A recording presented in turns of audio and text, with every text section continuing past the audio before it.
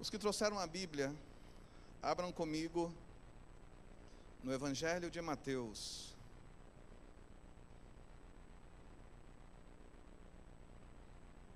Evangelho de Mateus, capítulo 25.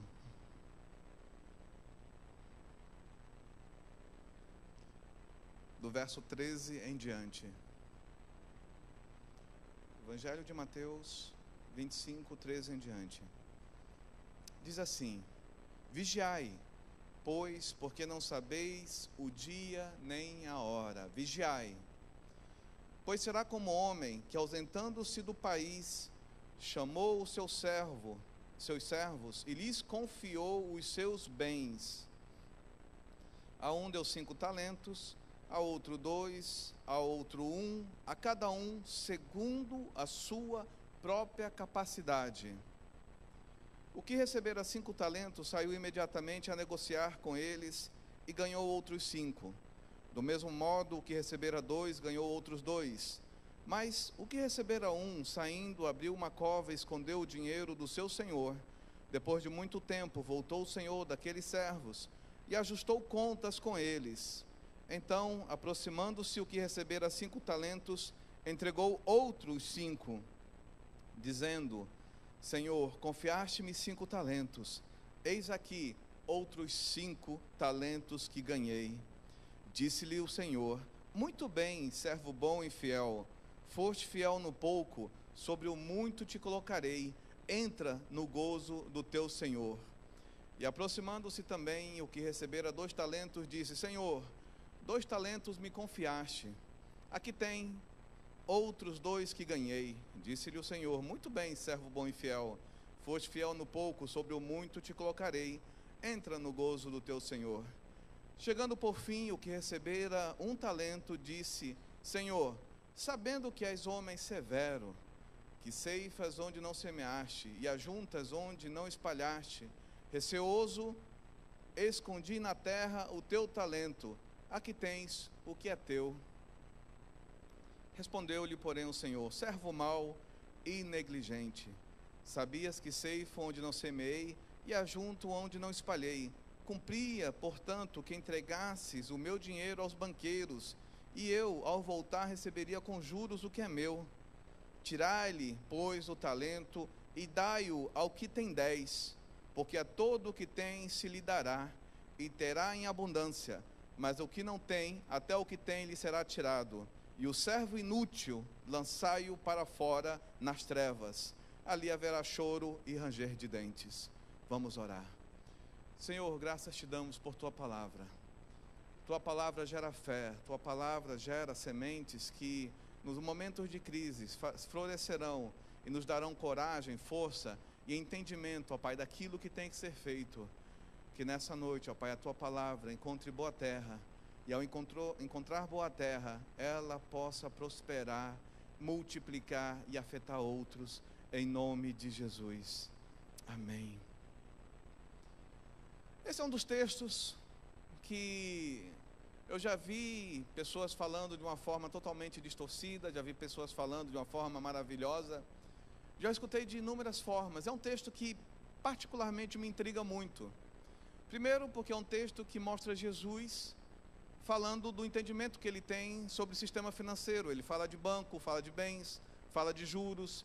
E isso é muito interessante, porque às vezes a gente pensa que por ser cristão a gente não tem que ter conhecimento. E aqui Jesus, ele mostra um domínio no assunto de uma forma muito profunda. Mas mais interessante do que isso, do conhecimento de Jesus da área financeira, e não está falando de dízimo de oferta. Você vê que aqui não citou-se dízimo e oferta, está falando para a vida. De uma forma geral, para a vida, o conhecimento de finanças e economia é algo importante.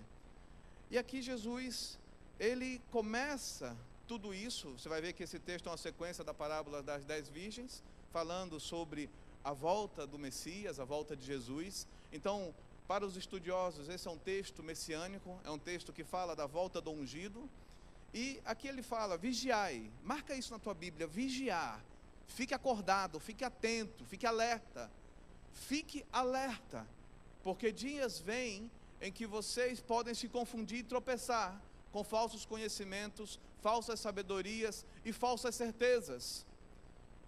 Hoje vivemos dias em que as falsas certezas estão em todos os lugares. Pessoas que têm convicções de coisas que acham que estão certas, mas estão erradas. Principalmente fora dos princípios bíblicos. Princípios que trazem vida, muitos têm ignorado.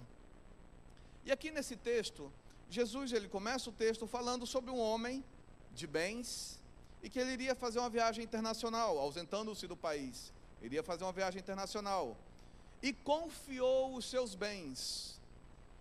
Eu acho que essa palavra confiança é uma palavra que nós temos que anotar no papel e questionar se realmente as nossas vidas têm sido vidas que têm construído confiança mútua no outro, em nós e naquilo que fazemos. Hoje os nossos gabinetes pastorais estão cheios de pessoas com crises, porque quebraram a confiança de alguém e não sabem como resolver esse problema de confiança. Estamos com pessoas que chegam até nós dizendo: pastor, por gentileza nos ajude, por favor venha até aqui porque eu errei, eu pisei na bola, eu fiz algo que eu não deveria e agora eu não sei como consertar isso, eu não sei como resolver isso, eu quebrei a confiança. E esse senhor de muitos bens, ele confia, e isso é um ponto muito interessante para todos nós. Todos que estão empregados porque alguém confiou em você. Todos que estão empregados na função que estão porque alguém confia no que você está fazendo. A maior questão em relação ao que nós estamos fazendo é que com o passar do tempo, muitas vezes nós não almejamos mais, ou não demonstramos o que queremos, mas nós nos acomodamos no status quo e passamos uma mensagem errada de que estamos felizes naquela posição. E ao invés de comunicar melhor, começamos a criticar. E vamos tomar um café e criticamos a empresa, criticamos o chefe, criticamos as coisas, e isso uma hora vai bater no ouvido de alguém que não deve bater, e você começa a quebrar a confiança daquele que acredita no teu potencial. Quando você não está satisfeito com algo, você tem que comunicar melhor. Quando você não está feliz com algo, você tem que abrir a tua boca e aprender a comunicar melhor. Se você não sabe comunicar, você tem que ir atrás de alguém que tenha destreza naquela área para te ajudar a como se comunicar com determinadas áreas. Mas não reclamar, mas não murmurar, mas não falar mal. Aqui um homem, ele tem os seus bens, ele confia aos seus servos. Ele confia. Todos nós estamos em posições, quer na igreja ou fora da igreja, em qualquer lugar, porque alguém confia na gente. Alguém acredita em nós, até mais muitas vezes do que nós acreditamos em nós mesmos. E isso é algo que a gente tem que rever de tempo em tempo. Será que realmente eu sou digno disso? Será que realmente eu tenho que me recapacitar, eu tenho que reavaliar, eu tenho que treinar mais coisas na minha vida? O maior mal de quem sabe que o outro confia é se acomodar. Quantos de nós estamos perdendo bênçãos de Deus porque estamos acomodados na confiança que temos certeza que o outro tem em nós? Pessoas têm confiança em nós, pessoas acreditam em nós, e muitas vezes porque nós acreditamos nisso, nós paramos no tempo, nós retrocedemos e nós não avançamos, estamos parados na confiança de alguém.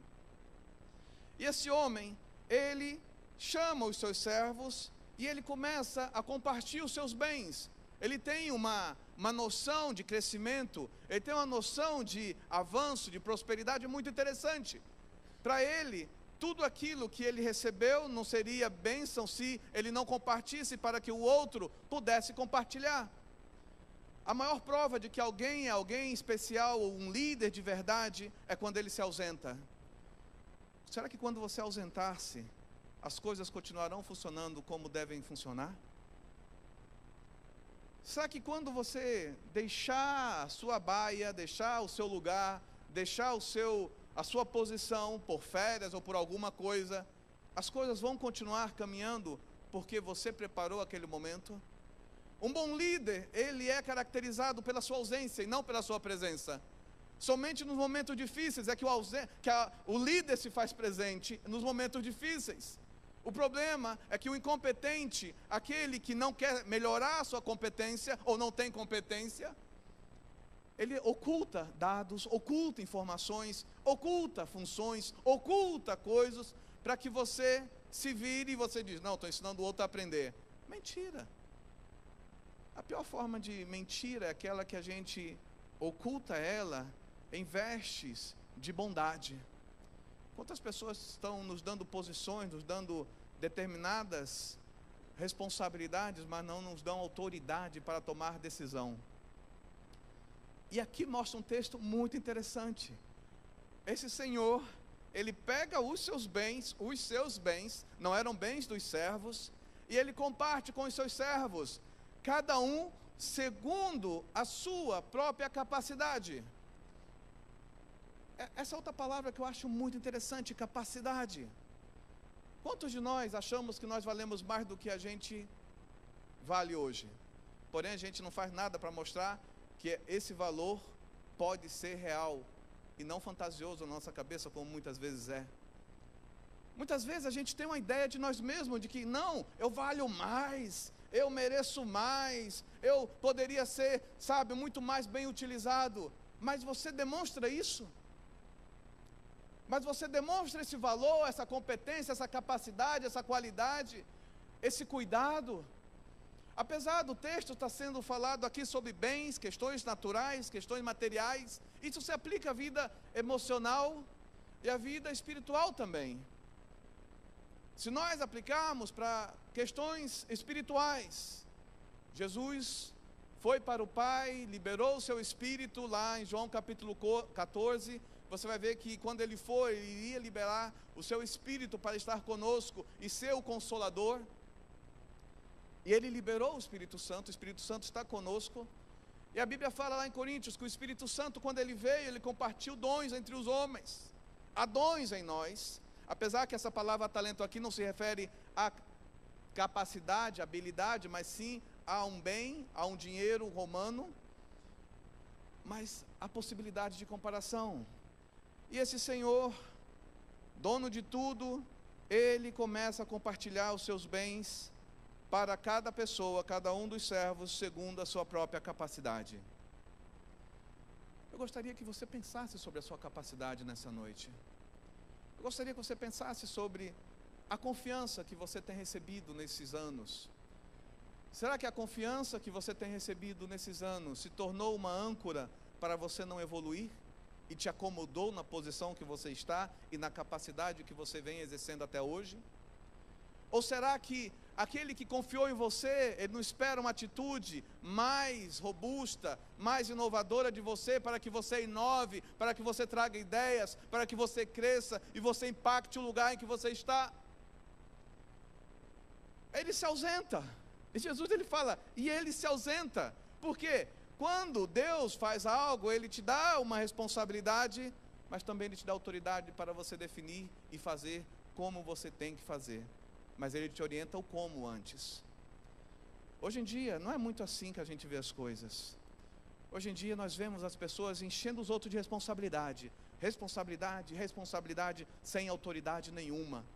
Para qualquer coisa que ela tem que fazer, ela não tem a sua independência, ela não tem a sua autonomia para poder fazer. E muitas vezes ela não sabe nem o guideline, nem sequer as métricas, o balanço, a comunicação correta para realizar alguma coisa. E os nossos gabinetes pastorais, os gabinetes de psicólogos e psiquiatras estão cheias de pessoas, cheias de confiança, cheias de responsabilidade, mas totalmente frustradas. Frustradas com Deus porque os dons espirituais não estão evoluindo como ela achava que deveria evoluir. Capacidades naturais não estão evoluindo como elas acham que deveria evoluir. E eu te pergunto, o que falta? O que falta? Você recebeu confiança. Quer seja de alguém que está investindo em você, quer seja de Deus que colocou o Espírito Santo em nós e deu dons a nós. E o que falta para o talento natural, tanto na área econômica, financeira, em outras áreas, administração, em outras áreas, para a gente evoluir? E talvez isso seja o que está causando muitas pessoas se tornarem milionários, com cursos de coach, autoajuda, cursos de liderança, cursos de coisas e mais variadas sobre administração. E eu acho muito bom esses cursos, mas eles não respondem à dor que está no interior do coração humano, que é a dor da realização pessoal. Realização pessoal só acontece quando nós compreendemos que confiança é um bem que a gente não pode desperdiçar. Pessoas hoje estão cada vez mais nos falando: eu não tenho amigos, porque os que tinha não confio mais. Porque aqueles que se entregou muitas vezes para você, você abusou da confiança, abusou da honestidade, abusou da bondade e você fez algo que não deveria.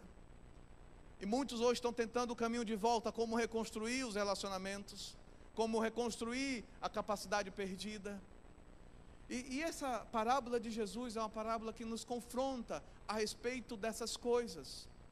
Ela nos confronta porque ela nos faz enxergar a questão de, primeiro, eu tenho que vigiar. Em qualquer circunstância, eu tenho que estar alerta para não me acomodar, para não parar, para não ficar, ali na mesma, ano após ano, da mesma forma. Eu tenho que evoluir. Primeira coisa, vigiar. Segunda coisa, confiança. Será que eu já parei para pensar e anotar num papel quem são as pessoas que confiam em mim? Você sabe quem são as pessoas que confiam em você? E será que você realmente tem realizado aquilo que corresponde àquela confiança? E isso é muito interessante. Se nós olharmos para as pessoas ao nosso redor, a gente pode pensar: poxa, eu posso fazer um pouco mais, eu estou abusando da confiança, estou perdendo muito tempo nos cafezinhos da vida, estou perdendo muito tempo com coisas que não são de produtividade, que não são daquilo que eu estou sendo confiado nesse momento. E aí vem a questão com Deus. Será que, se nós falarmos com Deus: Deus, será que eu estou honrando a confiança que Tu tens em mim? Será que eu estou honrando a confiança que Tu me deste ao dar dons para a minha vida? Será que eu estou usando esses dons?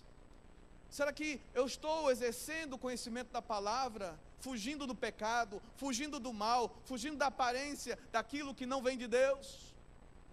Em todos os momentos que eu tenho falado, eu tenho dito que a Bíblia fala, Jesus fala: olha, que seja o seu sim, sim, o seu não, não, o que passar disso é do maligno.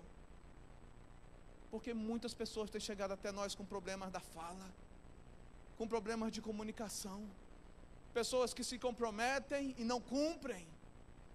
E aqui você vai ver um senhor compartilhando dos seus bens, compartilhando coisas e confiando em alguém, e essas pessoas, elas saem, e uma vai e trabalha e negocia e gera mais. Mas eu quero me atentar àquele que recebeu 1, poderia ser 10, a questão não é ter recebido 1. Jesus, ele foi bem tranquilo nessa percepção. Vamos começar com aquele que recebeu pouco, para depois alguém não dizer: não, mas ele tinha tanta responsabilidade, ele recebeu tanta confiança, mas ele não me capacitou direito. Mas aqui a palavra diz: segundo a sua própria capacidade. Você não recebe dons de Deus porque você não tem capacidade. Você recebe segundo a sua própria capacidade. Se você não exerce isso que Deus te deu segundo a sua própria capacidade, você está fazendo exatamente o que esse servo que recebeu 1 fez. E a gente deveria olhar isso daí bem atentamente. No versículo 24: chegando por fim, o que recebera 1 talento disse: Senhor, sabendo que é homem severo. Essa é uma coisa que eu fico pensando: como é que muitas vezes a gente abusa da confiança de alguém, lembrando de coisas que é a postura daquela pessoa, no natural dela, por questões culturais, por questões de momento, por questões de posição, e nós abusamos da confiança das pessoas. Muitas vezes nós não nos cabemos da realidade que está por trás de um título em que aquela pessoa está vestida. Tem gente que está sendo promovida a gerente, mas agindo ainda como office boy. Tem gente ainda que está sendo promovido a diretor, mas agindo como gerente, e não evolui na capacidade de maturidade mental. Quantas pessoas aqui na igreja a gente vê, 10 anos de casa, 5 anos de casa, 20 anos de casa, agindo como uma pessoa que nunca tinha lido a Bíblia, que nunca tinha conhecido Jesus, que não entendia nada de dons, que nem sabia o que era batismo nas águas. Pessoas ainda que, sabe, deram um passo a mais. A gente diz, para que isso? Eu sou assim, não, é desse jeito. A gente luta, a gente resiste a mudanças. Meus queridos, para mudar não há idade, para evoluir não há idade, para tomar decisões não há idade. Tudo começa com pequenas coisas que são, não apague os marcos antigos. São pequenas coisas. Primeiro, não apague os marcos antigos. O que são os marcos antigos? Primeiro, repete comigo, primeiro, respeite os idosos. Vivemos dias em que os jovens estão anulando os seus referenciais por não respeitarem mais os idosos. Talvez o primeiro erro daquele servo que escondeu o único talento que tinha foi ele não respeitar aquilo que ele viu do seu Senhor, aquilo que ele viu daquele que confiou nele. Saiba que quando alguém confia em você, ele confia por uma razão. Será que você já chegou para aquela pessoa que confia em você e você pergunta, me diz uma coisa, por que você confia em mim? Me dá um feedback, me dá um entendimento. O problema é que muitas vezes nós não gostamos de relatórios, nós não gostamos de cumprir com essa questão de dar as respostas, o relatório em si, nós não gostamos disso, fugimos de reports, fugimos dessas coisas. Eu estou bem como o pastor Samuel, né? Reports. Sabe, a gente foge dessas coisas. A gente não gosta de confronto, a gente não gosta de sentir a dor da maturidade. Eu quero dizer para vocês uma coisa que todo mundo sabe, e essa frase é comum para todos: crescer dói. Crescer dói. Mas crescer não significa que você vai adquirir maturidade. Tem muitas pessoas que estão crescendo, mas não estão se tornando sábias, maduras. E aí é onde a gente vê pessoas tropeçando na fé, pessoas tropeçando nos relacionamentos interpessoais, no trabalho, na empresa, na escola e em vários lugares, porque são pessoas que estão crescendo em estatura, mas não estão crescendo em maturidade. E essa é a minha primeira pergunta: como é que você lida com objeções? Como é que você lida quando alguém diz que o seu trabalho não era aquilo que ela esperava? Como é que você lida com a pessoa que diz, olha, desculpa, mas eu esperava mais de você? Vivemos uma geração que, se você fala isso para a geração de hoje, não estou nem aí, gostou, não gostou, arruma outro. Uma geração inconsequente. E o pior de tudo, vemos muitos adultos querendo copiar a geração inconsequente e se tornando inconsequente. Isso é triste, meus queridos, isso é triste. Quando nós deveríamos ser exemplos, quando nós deveríamos ser aqueles que iríamos reencaminhar as pessoas para o lugar certo, nós nos calamos, fechamos os olhos, abandonamos os outros, deixamos cair.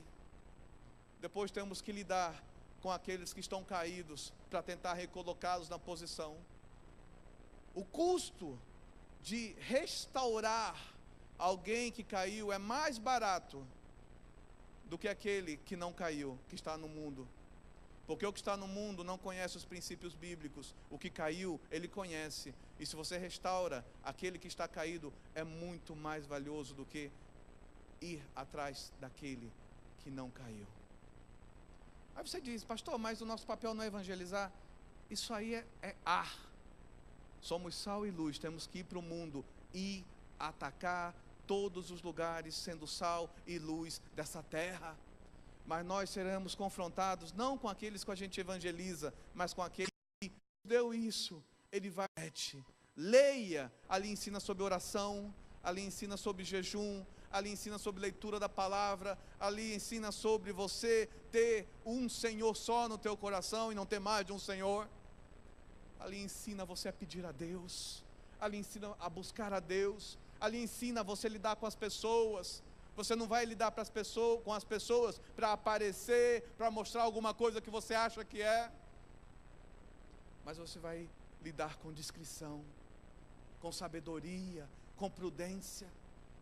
E mais do que tudo, você não vai ser somente uma pessoa que está crescendo anos na igreja, você vai ser uma pessoa que está amadurecendo na fé. Amadurecer na fé é o maior desafio nosso. Amadurecer na fé, você vê pela maneira que você fala, pela maneira que você conduz os seus negócios. Eu estava contando para minha esposa que semana passada eu estava em Porto Alegre, e eu fui para uma reunião em que as pessoas que me prepararam para a reunião disseram: Fernando, essa reunião vai ser muito difícil, porque você vai falar com um homem que está muito irritado conosco, por questões do passado, ele já acionou o jurídico, e vai ser uma reunião muito difícil. E eu disse: como eu sou o responsável pela região, eu tenho que ir lá, sou o novo responsável, deixa eu ir lá. E orei. Talvez seja uma coisa que nós temos que voltar a fazer, antes de fazer qualquer coisa, orar, se prostrar, jejuar, e dizer: Deus, Tu moves o coração do rei, Tu fazes o que tem que ser feito, Senhor, Tu não deste o Teu Espírito Santo para ficar dormindo dentro de nós. A gente não é uma pousada do Espírito Santo, a gente é templo do Espírito Santo, e Ele está vivo, vivo, vivo, vivo dentro de nós. Ele está vivo. Mas muitas vezes a gente lida com o Espírito Santo como se fosse uma pousada, está lá para descansar, está lá para relaxar dentro de nós, e Ele não está assim. Ele quer essa interação conosco, Ele quer esse movimento conosco. E aí, quando eu vi aquela situação, quando me pautaram daquilo que iria ser, eu fui orar. Me preparei, estudei tudo o que aconteceu no passado, entendi todo o contexto, e eu disse: Senhor, me dá a Tua graça, que eu ache graça diante desse homem, que ele ache graça diante de mim. A graça durou 12 horas, tá? Foram 12 horas de reunião. Foram 12 horas fechada de reunião. Mas terminamos às 7 horas da noite, começamos, era por volta das 6 da manhã, às 7 e pouco da manhã, e fomos até às 7 da noite mais ou menos, mas ali ambos os lados saíram felizes. E houve um caso muito interessante, que esse é o ponto que eu quero compartilhar. Teve uma hora que estava assim nos nossos negócios. Muitas coisas nas nossas vidas vão começar a mudar quando a gente envolver o Espírito Santo nos nossos negócios. Muitas coisas na nossa vida só vão começar a florescer quando a gente envolver o Espírito Santo como a gente tem que envolvê-lo. O Espírito Santo não é teoria, o Espírito Santo é prática de vida. O Espírito Santo não é alguém que você escuta como um seriado que não existe, mas está ativo, está ágil, e ele age para quem busca, para quem tem sede, para quem quer. O salmista, no Salmo 42, ele diz: assim como a corça anseia pelas águas, assim, Senhor, anseia por Ti o meu espírito. Ansiar por Deus, ansiar por Deus uma mudança, ansiar por Deus algo novo, ansiar por Deus novos conhecimentos, novas habilidades, novas capacidades que nos façam mudar as circunstâncias. E o mais importante de tudo, uma vez que você tiver essa nova competência, esse novo dom, esse novo talento, esse novo bem, essa nova capacidade, esse novo dinheiro, não o oculte, mas faça que ele edifique a outras vidas. Faça que ele tenha valor, faça que ele se multiplique, faça que ele cresça, porque você ter capacidades e dons e talentos e finanças e economia e ocultar num buraco não serve de nada. A nossa vida só faz sentido quando a gente coloca o Espírito Santo para conduzir os nossos bens, conduzir os nossos talentos, as nossas habilidades, as nossas competências e nos tirar da zona de conforto. Sabe o que é a zona de conforto que eu tanto falo? Não é aquele momento que você chega no sofá e fica à vontade. Todos nós merecemos isso e devemos ter cada vez mais isso. Sabe aquela coisa de você trabalhar menos e ganhar mais? É a minha oração. Se você não ora assim, Haverá momentos que eu vou trabalhar 12 horas numa reunião, mas haverá outras que eu farei em 1 minuto. Depende da proporção, mas depende do que a gente ora. É colocar o Espírito Santo para nos conduzir. A Bíblia fala, aqueles que são guiados pelo Espírito Santo, aqueles que são guiados pelo Espírito Santo. Se você é guiado pelo Espírito Santo, deixe o Espírito Santo agir na tua vida. Deixe Ele agir nas tuas decisões, nas tuas confirmações, nos contratos que você vai firmar, sabe? Mas isso não te limita, não te isenta da sua responsabilidade. Leia o contrato antes de assinar. Veja se aquilo realmente é bom. Peça conselhos. Busque informação. Busque conhecimento. Porque determinadas coisas o Espírito Santo não vai nos ensinar se aquilo depender de nós. E uma das coisas que eu já descobri nesses anos todos que eu tenho de trabalho é que o Espírito Santo não ensina planilha Excel. Por mais que eu queira. Ele não me ensina a mexer nos sistemas. Ele não me ensina a mexer nos cálculos. É algo que eu tenho que aprender. É algo que eu tenho que me esforçar. É algo que eu tenho que buscar. Mas eu posso pedir a Deus, Senhor, me dá sabedoria. Me dá facilidade para que eu possa aprender isso que eu não consigo. Senhor, na minha área de trabalho eu estou precisando dessa nova competência. Senhor, me dá capacidade para aprender. Senhor, coloca alguém no meu caminho que saiba disso, ou me dá coragem para pedir ajuda, alguém que eu sei que sabe. Muitos dos nossos problemas é porque nós estamos nos ilhando nos nossos próprios medos e autoconfianças fajutas, e não buscando mais socorro em pessoas que podem nos ajudar. Volte a falar, volte a se comunicar, volte a ser gente, porque às vezes quando a gente conversa com alguém que tem um conhecimento demais, pode ter um conhecimento de menos, que é o conhecimento de Deus, e você pode dar o conhecimento de Deus para aquela pessoa, e ela dá o conhecimento matemático para você, o conhecimento contábil, o conhecimento de administração. Não esconda e não permita que ninguém enterre os seus talentos. E eu te falo uma coisa, quando você sair daqui, a tua vida vai valer a pena. Quando você sair daqui, você vai amanhecer e vai dormir tendo certeza de que o seu dia foi produtivo. Porque talvez seja a coisa mais difícil de todas para nós, é terminar um dia se sentindo improdutivo. Não deixe isso acontecer na tua vida. Envolva o Espírito Santo no teu dia, para que Ele conduza o teu dia, para Ele conduza as tuas percepções. Sabe aquele momento que parece que você trava e não tem mais ideia, não tem mais percepção?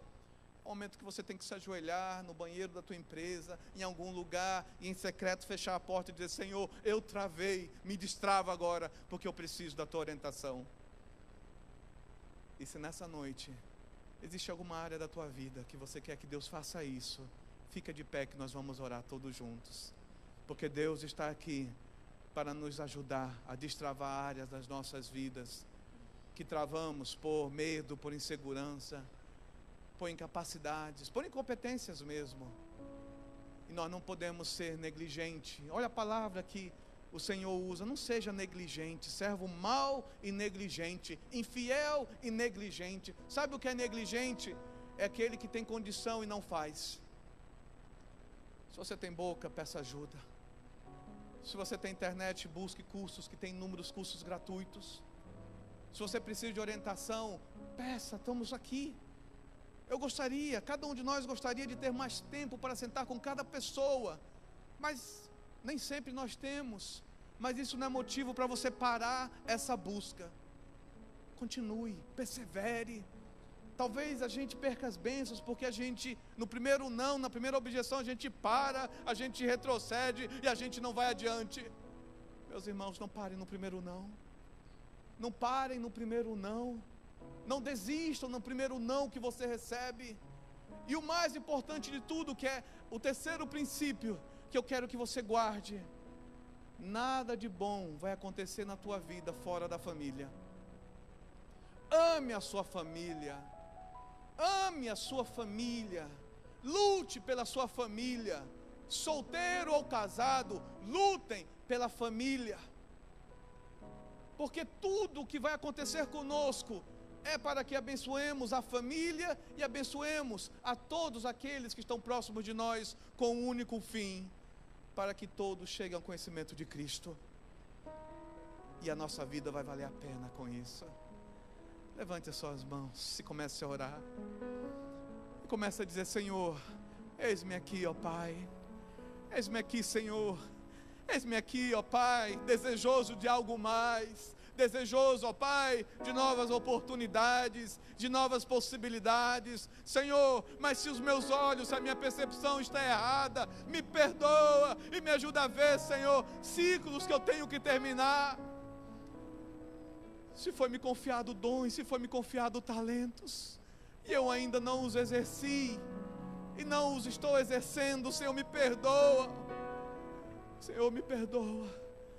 Não me deixa sair daqui inútil, negligente, mas esses dons que Tu me deste, Senhor, que eles venham à tona para que eu os manifeste, os use, os execute, em nome de Jesus.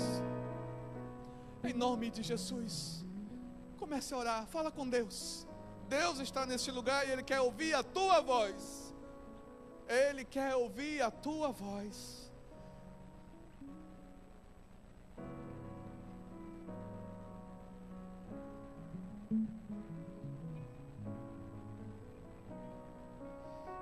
Aleluia. Aleluia. A presença de Deus está nesse lugar. Senhor, nesse momento, ó Pai, eu Te louvo e Te agradeço pela Tua palavra, que nos muda, que nos transforma, que nos edifica. Senhor, que essa semana seja a plataforma na qual nós causaremos mudança e transformação. Que sejamos, ó Pai, sejamos agentes de mudança, sejamos agentes de execução, agentes, ó Pai, que não vão ficar só falando, mas vão agir, e agir segundo o temor do Senhor, segundo a Tua palavra, com fé, com coragem, com certeza de que Tu vai nos dar os recursos. Oh meu Pai, cria circunstâncias para que os dons se manifestem, crie circunstâncias para que as orações sejam respondidas, crie circunstâncias para que a Tua presença venha sobre nós e nos encha. Crie circunstâncias para que pessoas sejam salvas, crie circunstâncias para que pessoas sejam curadas, crie circunstâncias, ó Pai, para que descubramos novos talentos, novos dons, novas capacidades. Pai, obrigado, Senhor, pelo Teu Espírito Santo que Tu confiaste a nós. Senhor, que nós possamos ter mais liberdade com o Espírito Santo, que o façamos trabalhar mais conosco, e que essa presença do Espírito em nossas vidas possa transformar os nossos dias, bairro, vizinhança e nação, em nome de Jesus. Amém e amém. Aleluia! Amém. Amém. Que Deus te abençoe e saia daqui como um leão vivo, uma leoa viva, cheia do Espírito Santo. E quando você chegar lá fora, faça o que você tem talento para fazer. Não duvide disso. O Senhor é contigo. Vá na paz do Senhor. Deus te abençoe. Amém.